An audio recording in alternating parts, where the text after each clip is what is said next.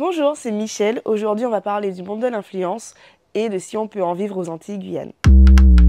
Bonjour à tous, vous l'aurez compris, on va parler d'un sujet qui est quand même intéressant et qui intéresse surtout les jeunes. Est-ce que le monde de l'influence, ça paye?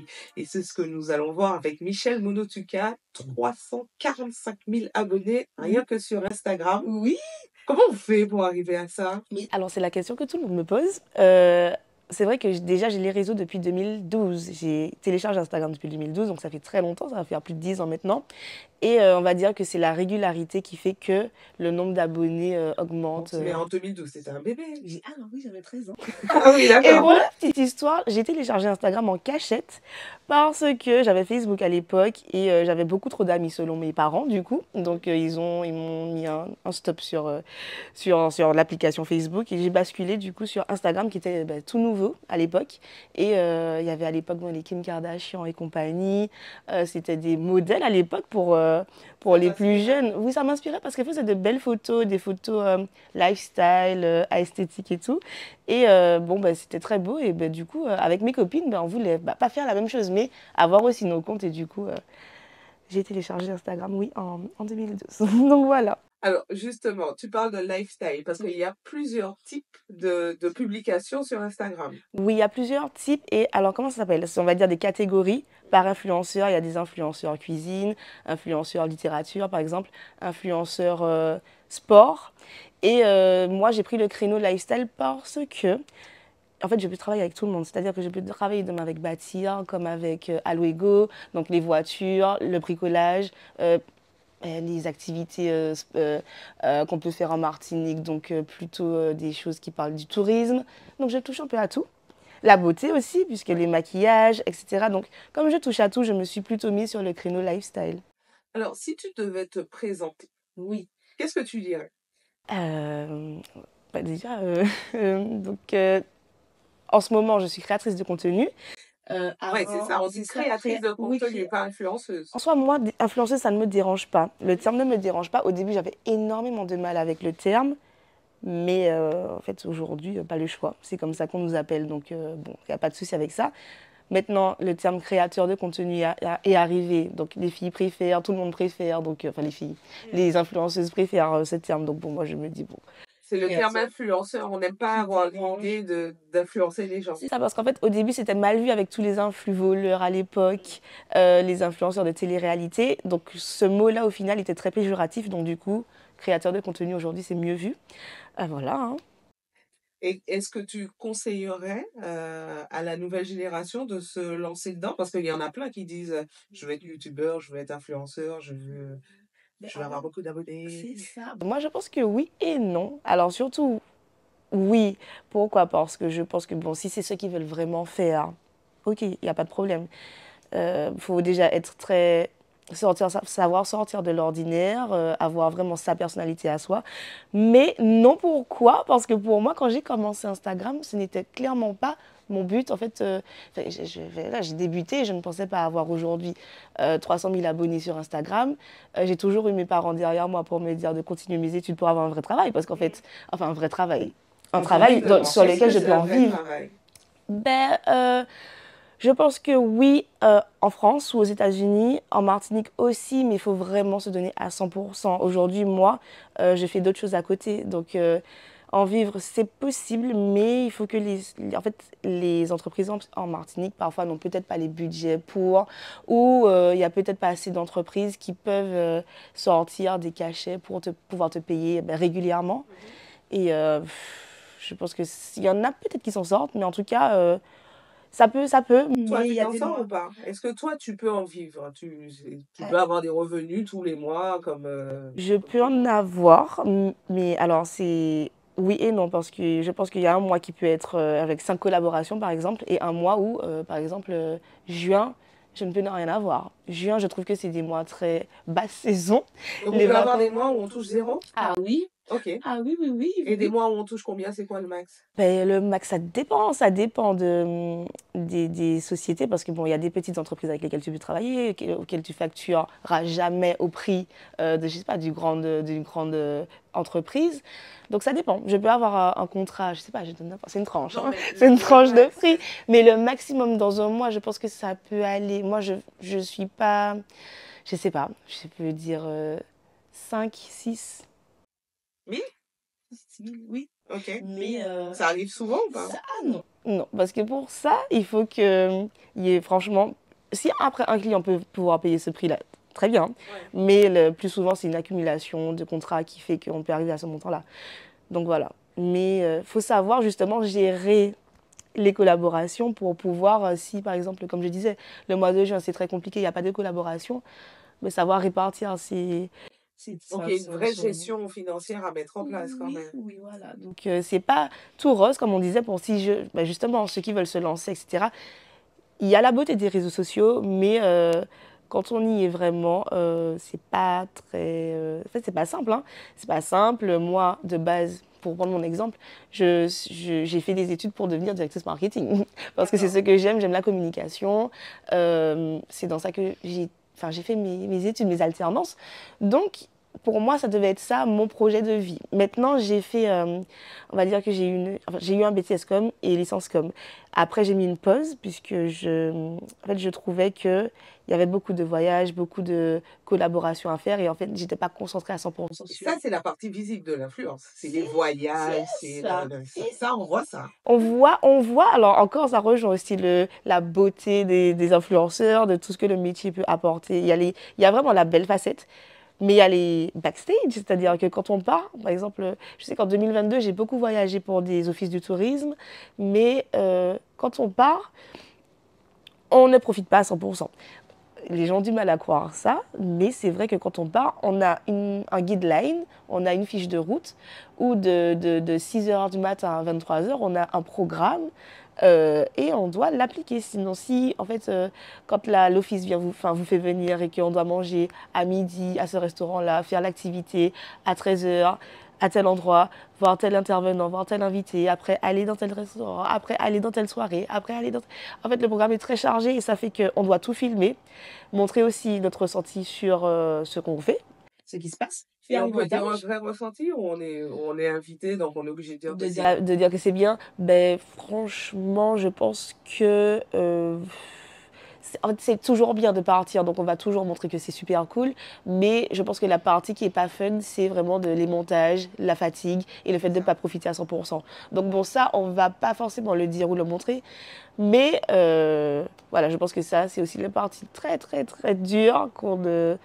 En fait, on n'en parle pas assez. Qu'on parle pas Oui, assez. donc quand vous partez comme ça, vous n'êtes pas en vacances. Parce que nous, quand on vous voit, par exemple, Carnaval de C'est la Montpellier, fête. vous en avez fait, Oui. on voit les déguisements, on voit ça danse, ça bouge, C'est ça. etc. Mais il n'y a pas que ça. Enfin, en tout cas, tu n'y vas pas si tu veux. Tu es obligé d'y aller. Voilà, je suis obligée d'y aller. Et surtout que sur le carnaval de Montpellier, par exemple, je ne m'occupais même pas que de mon compte Instagram. Je m'occupais aussi de tous les influenceurs. On va dire que j'étais la maman des influenceurs, puisque j'avais contacté des influenceurs de là-bas, justement pour qu'eux aussi fassent leur communication. Donc il y avait la gestion des goodies, organiser leur logement, organiser leur programme, parce qu'il ne faut pas non plus les laisser là. Et puis bon, ils viennent à n'importe quelle heure, n'importe comment. Il faut qu'ils s'habillent, qu'ils aient leurs goodies, en fait, qui soient au maximum, enfin le plus à l'aise que possible pour justement faire profiter leurs abonnés, leur communauté, de ce qu'ils sont en train de vivre, quoi. Donc, Alors, quand tu parles de ça, est-ce qu'il y a une concurrence entre influenceurs? Parce que déjà, par exemple, à l'échelle locale, on a compris, le marché n'est pas extensible, les ouais. entreprises n'ont pas beaucoup de budget. Mhm. Alors, finalement, quand on est 10 influenceurs ou 5, vaut mieux être 5 finalement. Alors, est-ce qu'il y a une concurrence? Est-ce qu'on essaie de se mettre des bâtons dans les roues? Est-ce qu'on dit, moi, je suis mieux que celui-là? Comment ça se passe? Mais alors, comment ça se passe? Je vais partir depuis le début, quand mon compte Instagram, quand je l'ai téléchargé, enfin, quand j'ai créé mon compte Instagram. Au début, il n'y avait pas, en fait, il y avait pas cette mode d'influenceur. En 2013, il n'y avait pas ça du tout. Il y avait vraiment que les stars qui étaient influentes, bien du coup, donc les chanteurs, les artistes, tout ça.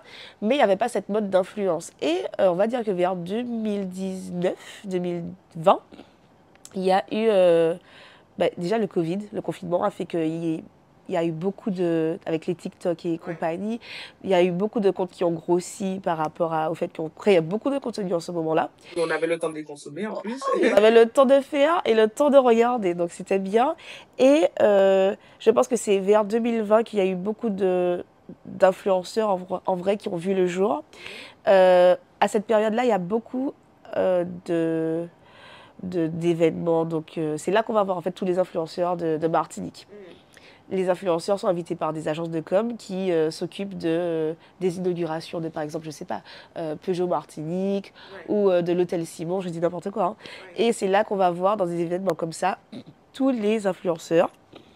Et c'est vrai que l'ambiance, elle est plutôt conviviale. Je pense que tout le monde se parle, tout le monde s'entend bien. Il y a on va dire, pas des clans, mais il y a peut-être les groupes des humoristes comme Bobby, Colmy Ludo, Gilles Saint-Louis. Il y aura peut-être le groupe plus girly avec les influenceuses. Mais c'est vrai que je pense que tout le monde se parle, tout le monde s'entend bien. Maintenant, il y a des affinités. Hein. Par exemple, avec Lionel, moi, c'est vrai qu'on matche très bien. On se connaît déjà depuis longtemps. Lionel Ludo. Oui. Donc du coup, il y en a qui sont plus proches que d'autres. Bon, c'est normal, après c'est l'être humain. Mais je pense que la concurrence, il y en a. Je pense qu'il y en a. En vrai, il y a de la concurrence. C'est de la concurrence puisqu'en soit. C'est soit on fait appel à l'un ou à l'autre. Voilà, donc c'est. Oui, voilà, on faut se le dire, c'est ça. Et après, il y a ça, mais il y a aussi le fait qu'on se complète. Parce que je pense que demain, une marque de cosmétiques, j'ai une couleur de peau. Donc, si ils veulent travailler avec plusieurs teintes, par exemple, donc ils feront appel à plusieurs profils différents. Si demain, je sais pas, une concession automobile veut appeler des influenceurs, bah, là, je sais pas, si elle veut partir sur un créneau plutôt humoristique, bah, elle va contacter Bobby ou Benny, je sais pas. Et si il veut quelque chose de plus girly, bon bah une fille. Donc je pense qu'on se complète. Moi aussi, par exemple, mon compte va toucher des personnes, une catégorie de personnes, et un autre influenceur pourra toucher une autre catégorie de personnes. Donc je pense que on se complète un peu aussi. Alors, est-ce que vous séduisez les marques nationales ou internationales? Oui, je pense qu'aujourd'hui, Instagram te permet d'être vu partout dans le monde. Tu as déjà travaillé avec des marques nationales et internationales? Oui, alors, internationales, oui. Ce sont surtout des marques de... Enfin, je vais te donner le nom. Il y a Ofur, par exemple, qui est une marque américaine. Il y avait Pretty Little Thing et Fashion Nova aussi qui m'avaient contacté, mais ça fait longtemps. Enfin, ça fait longtemps. C'était un peu avant le confinement. Donc, il n'y avait pas autant de comptes Instagram qu'aujourd'hui. Donc, j'ai pu collaborer avec eux. Aussi, mais en passant par une agence de communication, il y a les produits comme L'Oréal, L'Occitane ou Caudalie. Donc, ça, c'est le créneau beauté. Et d'autres auxquels je pense, là, ça ne me vient pas à l'esprit, mais oui, ça a pu arriver. Au niveau professionnel, comment vous vous gérez? Est-ce que vous avez des managers? Est-ce que vous vous autogérez? Est-ce que c'est la famille? Comment ça se passe? Je pense que ça dépend de chaque influenceur. Je pense qu'il y en a qui sont très très forts pour ça et qui peuvent le faire seuls. Moi maintenant j'ai fait appel à un manager. Aujourd'hui bon c'est toujours le cas. En fait je travaille avec là c'est plutôt personnel mais c'est ma mère qui s'occupe de moi puisque comme elle l'a toujours fait hein, au final depuis que je suis petite. Et on a quel statut? Alors moi c'est oui, entrepreneur individuel. Enfin, Entrepreneur individuel, donc on a une société, on a des factures, il y a le côté moins fun aussi. Ah oui, c'est très moins fun. Donc tu fais ta compta, etc. etc. Exactement, donc comptabilité, il faut aussi parfois un juriste pour faire les contrats, un manager pour bien voir, en fait, appeler le client, voir, connaître ses besoins, s'arranger au maximum si, je sais pas, il y a peu importe quel problème. C'est mieux de déléguer ça à quelqu'un et de se concentrer que sur ses vidéos et soi, en fait, en soi. C'est plus simple, mais il faut une équipe. Il faut une équipe, même... on a nos téléphones, c'est bien, mais c'est aussi bien d'avoir peut-être un photographe ou un vidéaste qui va t'accompagner pour fournir un travail de meilleure qualité. Donc, oui, ça demande du... En tout cas, il y a une vraie réflexion à mener pour ceux qui se disent je veux me lancer je veux devenir influenceur. C'est pas juste acheter un iPhone et faire des films. Parce que quand on entend lifestyle, on comprend qu'on se filme et puis c'est tout. Oui, alors, c'est pas que ça. Après, ça peut fonctionner parce qu'aujourd'hui, il y a des vidéos qui deviennent virales pour un rien. Mais ça ne gagne pas. Ça ne gagne pas, c'est vrai.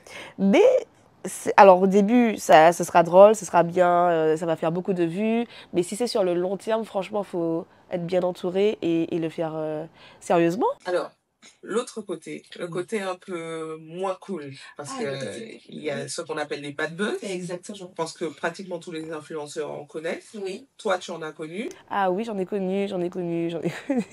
Il y en a un qui m'a... En fait, il y en a deux. Enfin, il y en a eu plein, mais il y en a... Non, parce que c'est vrai que... Et même mes parents ont beaucoup souffert de ça, surtout mon père qui n'a jamais accepté que je sois sur Instagram. Aujourd'hui, il comprend, il voit. Oui. Mais au début... Oui, la famille, Ah non, mon c'est papa, il jamais n'en veut cool. pas du tout. Ça va t'attirer des problèmes, des ennuis, tu t'exposes trop, ça attire la jalousie, etc. etc. Moi, C'est vrai ou pas? Ça ben, attire la jalousie? en soi, oui, parce que et quand on regarde aujourd'hui, tout le monde veut avoir des abonnés, tout le monde veut être vu, tout le monde veut, en fait, juste des abonnés. Sauf que moi, quand j'ai créé mon compte Instagram, je me suis pas dit, ah, je veux avoir 1 million d'abonnés. Non, pas du tout. Ça a fait que ça se passe comme ça parce que le contenu régulier, les marques qui font appel à moi. Au début, quand j'ai commencé, j'ai pas forcément été rémunérée, mais je faisais des collaborations parce que j'aimais faire des photos. Donc, Après, c'est vrai, il y en a qui font des collaborations, mais qui sont pas payés, qui sont dans pas les payés. influenceurs, Ah oui, oui, oui. qui ont juste des échanges de produits. Voilà, c'est ça, c'est échange marchandises. Donc, ils prennent les produits et en échange, ils font juste le contenu, photo, vidéo. Oui, mais ça n'aide pas à gagner sa vie. Voilà, On peut tu pas peux aller à la pas. banque et faire un prêt en C'est ça, disant parce que si demain, moi, je dis, je vais faire du porte-à-porte à toutes les boutiques, ben oui, je vais me retrouver avec ma maison remplie de produits, mais au final, je ne serai pas payée. oui, Donc, je vais me fatiguer à faire des vidéos, mais au final, pour gagner 0 €. oui. J'aurai des produits, oui, d'accord, mais je sais pas, tu fais ça au début. Parce que moi, au début, je le faisais, mais même pas pour me dire après que j'allais devenir influenceuse pour ça. Parce que, je sais pas, je suis allée faire par exemple une photo devant le Club Med. Il y avait le poteau avec les différents panneaux colorés. Ben, j'avais reçu un message de la directrice marketing qui m'avait dit oui, votre photo a bien fonctionné. Est-ce que vous voulez revenir pour un séjour et on fait un jeu concours par exemple. Oui. J'ai dit oui, là c'est bien. Moi, on est tous les deux gagnants. C'est le début. J'avais même pas 100 000 abonnés. Donc oui, oui, on va faire des choses comme ça au début. Mais après, quand tu veux vraiment en vivre, tu ne peux pas t'amuser à faire que de l'échange marchandises. Justement, alors, pendant qu'on est dans ce sujet, avant de Oui, revenir au bad sûr, buzz, oui. est-ce que financièrement, on s'en sort? Est-ce qu'aujourd'hui, tu peux prendre un appart, parce qu'il faut des fiches de paye, etc. C'est ça. Là, j'ai compris que tu es en entreprise individuelle. Est-ce que tu peux acheter un véhicule? Enfin, est-ce que tu peux vivre comme tout le monde ou c'est compliqué quand on est influenceur? Quelle image Ah tu là. dégages auprès du banquier? Auprès du banquier. Il voit que c'est pas tout le temps rose parce que il y a des collabs, c'est vrai. Mais il voit surtout que peut-être que je peux faire une collaboration le 1er mai, mais que le 10 août, je ne suis toujours pas payée par ce Oui. même client. Donc il faut ça, comme je dis, il faut savoir gérer. Le banquier, il est là pour... Il sait que c'est... En fait, tous les indépendants, on n'est pas là à recevoir enfin, je parle pour moi, mais je Oui. parle aussi du retour de tous ceux qui sont autour de moi. C'est pas facile parce que, enfin, je dis c'est pas facile. Parfois ça va, mais parfois ça ne va pas. Oui. Donc, faut savoir juste gérer et faire des contrats au maximum pour être payé en temps et en heure et pour que tout ça se passe bien. Bon, en tout cas, c'est pas un métier dans lequel il faut se lancer si on veut être cool, avoir son appart et conduire sa voiture. En fait, ça dépend. Ça dépend parce que je sais pas. Il faut avoir le goût du risque. Il faut avoir le goût du risque. Il faut l'avoir et surtout, moi, je prends mon exemple, je fais d'autres choses à côté, donc ça complète. C'est ça, mais en tout cas, on vit pas à 100% de l'influence. C'est compliqué, quoi. Je sais pas, parce qu'il y a peut-être, en vrai, il y a des influenceurs. Tu parles à l'échelle antille-guyanaise, parce que j'imagine que non, national, non. international, International, je pense qu'il n'y a pas de souci pour ça.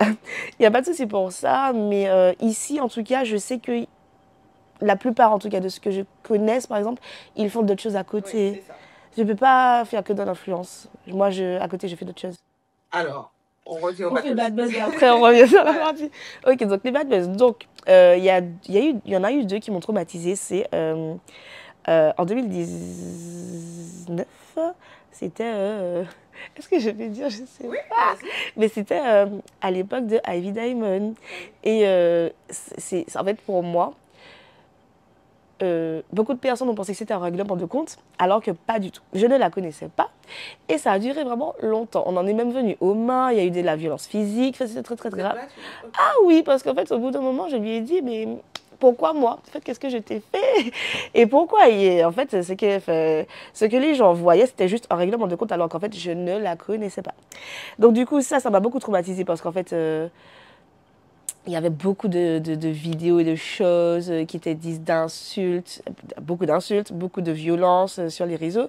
Parce que c'est une fille sur les réseaux, pour bien contextualiser. C'est une fille sur les réseaux qui parlait de toi, qui Oui. t'insultait sur les réseaux, c'est ça? Oui, hein, et plus en fait des messages de personnes, en fait, elle recevait des messages de personnes, des gens qui disaient plein de bêtises, sur moi qu'elle repostait et ça faisait des vues, des vues, des vues. Tout le monde, en fait, toute la Martinique parlait de ça. Ok. Et j'étais pas la seule, hein, victime. Mais il y a eu d'autres personnes qui ont été victimes de ça. Ce que je te disais en off, c'est que si je n'avais pas mes proches, mon copain, ma maman, mon papa, tout le monde, mes meilleurs amis, je ne sais pas comment j'aurais fait parce qu'en fait, quand tu sors de chez toi et que tout le monde te regarde, que tu n'as rien demandé à personne et que tout le monde te dit ça va aller, ou bien ah, c'est elle Michel, c'est elle Michel, c'est elle qui avait ci, c'est elle qui avait ça, alors que la plupart des choses qui étaient dites à l'époque étaient fausses, que les gens. En fait, non. Je pense que à cette période, je n'étais tellement pas prête à affronter tout ça que ça m'a beaucoup. Je vais pas dire traumatisée. En fait, oui, parce qu'en vrai, c'était vraiment chaud. Et je pense, oui, il faut savoir être entouré. Quand tu t'exposes, il faut savoir être prêt, du coup, aux critiques, à n'importe quel bad buzz. Et aussi, bah, ouais, savoir rebondir aussi. Il y avait l'histoire des clochards aussi. Il y avait ça aussi. C'est-à-dire que ça, par contre, je pense que c'est vraiment grosse. En fait, je pense que c'est. J'étais très triste de cette histoire parce que. En fait, j'étais partie pour la Fashion Week à Paris pour Oui. Etam. Et j'avais fait une story privée sur Snapchat où j'avais 30 personnes. 30 personnes, donc je fais mes stories, bien sûr dans la story privée. En fait, je suis une fille qui, en fait, je ne me prends pas au sérieux déjà. Et je faisais vraiment je fais du n'importe quoi, comme d'habitude. Ouais. Donc je suis là, je dis, ah, aujourd'hui, on va à tel endroit, telle boutique, etc., etc. Et tout. Donc j'achetais plein. Ma mère m'avait fait plein de cadeaux à l'époque. Donc je filmais, je montrais tout. Franchement, je montrais tout. Avec du recul, aujourd'hui, tout ce que j'ai pu faire, tout ce que j'ai pu montrer, pourrait attiser, en tout cas, la jalousie. Oui. Donc on continue, nanana, je fais mon défilé, enfin je montre et tout machin. C'est une story privée, donc il y a des choses que, en fait, en fait mes abonnés sur Instagram ne voyaient pas. Oui. Ni mes abonnés Snap ne voyaient pas non plus, puisque c'était une story privée. Donc c'était à destination de qui? Des amis Ben, proches? de mes amis proches. Mes amis Donc, proches. il y a un ami proche qui a pris une Voilà. story qui lui Mais était oui. destinée. Oui, mais je vais t'expliquer comment. C'est-à-dire que le jour où, en fait, il faut rentrer à la maison, c'était un mercredi soir, donc le jeudi matin, 7h, je retournais au travail. J'étais en alternance et en fait, j'étais au bout de ma vie. Parce qu'aujourd'hui, quand tu reviens chez toi, à la routine, au train-train, tu es clairement dans un bad mood. C'est-à-dire que tu es triste. Moi, j'étais déprimée. J'étais en mode, ah, il s'est passé tout ça de choses et je retourne déjà au travail. Franchement, c'était la catastrophe. Je sors de la Fashion Week et là, je retourne en alternance. Mais mon Dieu, je vais mourir et tout. En plus, bon, c'était un jeudi en pleine semaine. Donc, non, j'étais vraiment au bout de ma vie. Et il y avait aussi surtout le fait qu'à l'époque, j'étais très TikTok girl. Ouais. Donc, j'étais fan, pas fan, mais je regardais beaucoup de contenu d'Affida Turner à l'époque qui disait I'm a fucking star, je sais pas, je fais pas votre truc de clochard. Et le mot clochard, je le disais tout le temps, c'est-à-dire que dans ma vie de tous les jours, que ce soit ma mère, ma cousine, moi-même, je vais pas sortir comme une clocharde ou bien, en fait, peu importe ce que je disais, ce mot sortait de ma bouche. Il a fallu que je fasse une vidéo le jeudi matin en allant au travail où j'ai dit je suis revenue dans le pays, nanana. Et là, j'arrive au travail, il y a une amie à moi qui m'envoie je mets sur Snap, story privée, 30 personnes. Il y a une copine à moi qui m'envoie sur WhatsApp, Michel, il y a cette vidéo-là de toi qui tourne.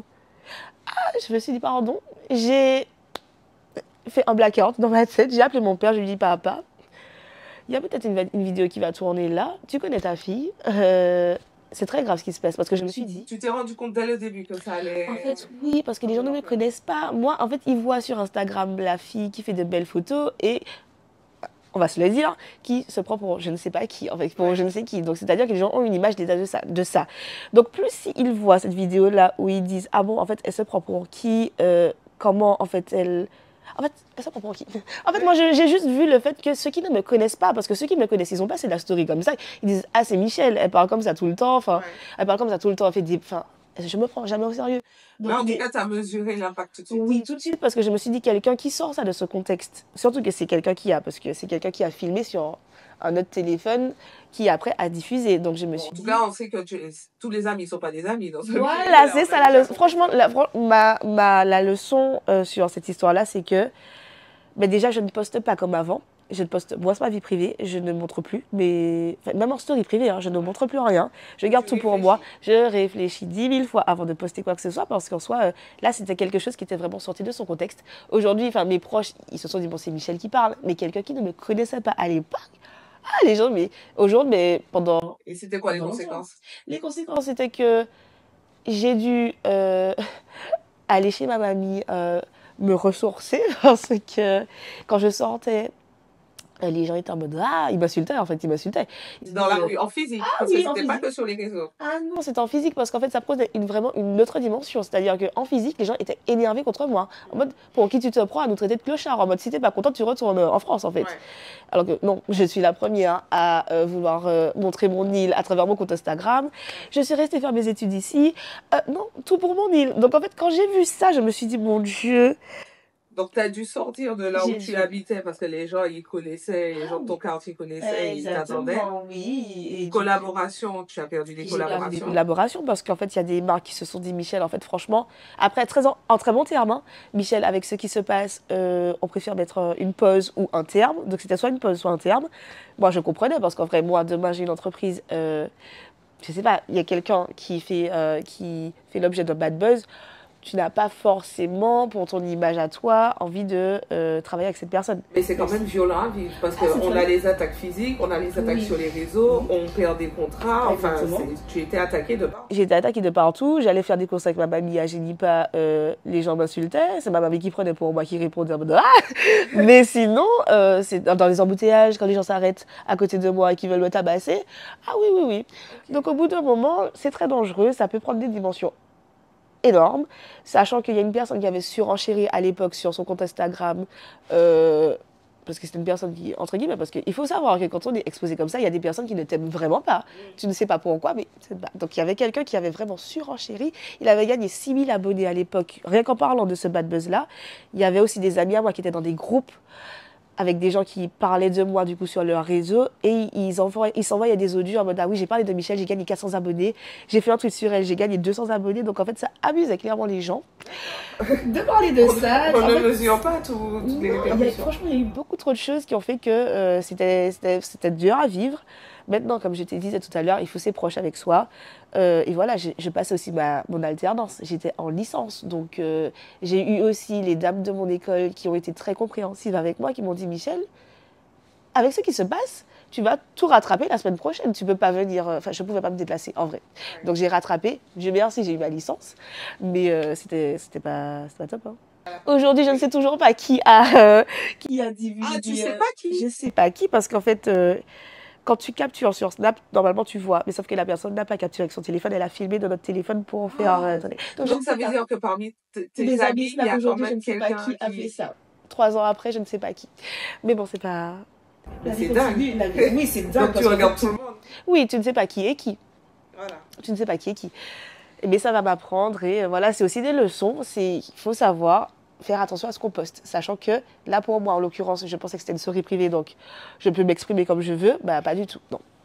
Donc là on a parlé du mauvais côté, négatif, oui. Mais il y a des côtés positifs, oui. Tu as créé ta marque. Ah oui, par contre ça c'est vrai, il faut savoir que depuis petite, bah, j'aime tout ce qui est maquillage, hein. Maquillage, au lycée je mettais déjà des queues de cheval, parce que bah, ma mère elle a toujours eu ses mèches de côté et tout. Et depuis donc, que j'ai les réseaux, ben, les filles, en fait, elles voient que je change de coiffure comme ça tout le temps.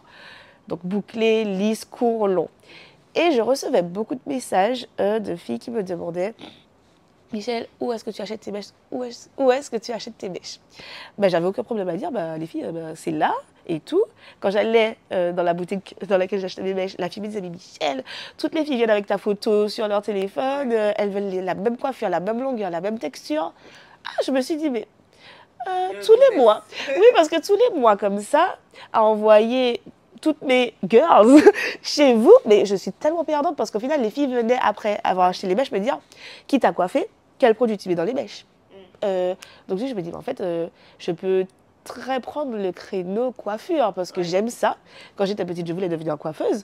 Donc je me dis, même si c'est pas moi qui coiffe, mais voir les belles coiffures, les filles bien coiffées, franchement, c'est très bien. Donc je me suis dit, je vais chercher un fournisseur. J'ai commandé chez plusieurs fournisseurs, regardé quelle texture sur le long terme qui dure le mieux, la meilleure qualité. Après, il fallait trouver le packaging, le logo. Je me suis dit, ben, why not, why pas se lancer. J'ai créé un compte Instagram. J'ai aussi créé le compte Instagram, c'est MNTKR.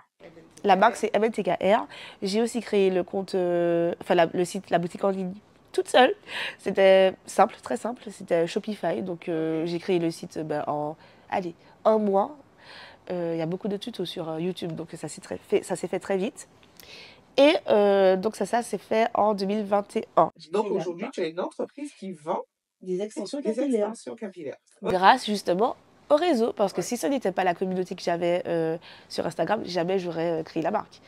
Donc elles sont 6000 du coup à me suivre sur MNTKR et sur mon compte à 300 000 abonnés, je fais aussi la communication des mèches. Donc, elle voit que je change de coiffure. Et aussi, il y a une particularité, c'est que quand je mets, par exemple, là, c'est la texture dip. Quand je mets du dip, il n'y a que du dip qui se vend. Quand je mets du curly, c'est que les mèches curly qui se vendent. Donc, il y a aussi le fait qu'il faut que je change de tête régulièrement pour pouvoir justement montrer tout ce que je propose. Mais Michel, c'est important que tu précises que tu es chef d'entreprise, du coup. Oui, c'est ça. Parce que tu t'es présentée en tant que créatrice de contenu. Mais en fait, je crois que c'est l'habitude. Parce que les gens ont vraiment le côté, c'est Michel l'influenceuse, c'est ça. Quand je les vois dans la rue, Michel est chef d'entreprise. Oui, Michel est chef d'entreprise. C'est très dur parce que je suis chef d'entreprise pour. En fait, c'est très dur, c'est très bien parce que c'est ce que j'aime. C'est ce que j'aime. J'aime être, comme on dit, à mon compte, quoi. Faire ce que je veux, me lever à l'heure que je veux, avoir mes journées comme je veux. J'ai la marque MNTKR, mais j'ai aussi la partie community manager pour des marques, m'occuper des réseaux sociaux des marques. J'aime la communication. Aujourd'hui, je fais influence et aussi la marque plus la création, enfin la partie, Création de contenu, mais community manager. Aujourd'hui, tu es chef d'entreprise. Oui, voilà. Et ça, il faut le retenir. Oui. Il faut, oui. C'est tout ce que j'avais à dire. Une chef d'entreprise qui va évoluer. Qui va évoluer, exactement, parce que oui, alors pour parler de MNTKR, il y a la boutique en ligne qui existe depuis 2021. J'ai eu l'occasion de faire beaucoup de salons où, du coup, les filles pouvaient voir et toucher les mèches. Et par la suite, en fait, le message qui revient le plus souvent, c'est Michel, en fait, quand est-ce qu'on a une boutique pour venir voir, toucher? Parce que c'est vrai, je les comprends. Ouais. On voit en photo, elle voit en photo, mais c'est toujours mieux quand tu as la mèche, quand tu vois la longueur, la texture qui va le mieux avec tes cheveux. Donc là, pour le coup, le prochain gros événement, c'est l'ouverture de la boutique physique à MNTKR. Martinique. Donc voilà, j'ai hâte, je suis sur ça en ce moment. Ça demande aussi du travail, hein. Il faut savoir trouver les bons matériaux pour la boutique parce que bien sûr, je veux une boutique qui sort de l'ordinaire parce que on va pas se mentir, hein, parce qu'on est là pour en parler. Oui. Je pense qu'aujourd'hui, en tout cas en Martinique, j'ai vu qu'il y avait un gros problème avec les extensions, les faux cheveux. Oui. Au bout d'un moment, il faut arrêter. Parce que c'est vrai que je comprends les garçons, surtout les hommes. Hein, quand les filles venaient, par exemple, sur les salons que j'ai pu faire, les garçons me demandent, non, tu vas mettre ça dans ta tête, faux cheveux, nanana. Ça pue, ça sent, c'est quoi, c'est l'image que surtout les garçons, les hommes ont des extensions aujourd'hui.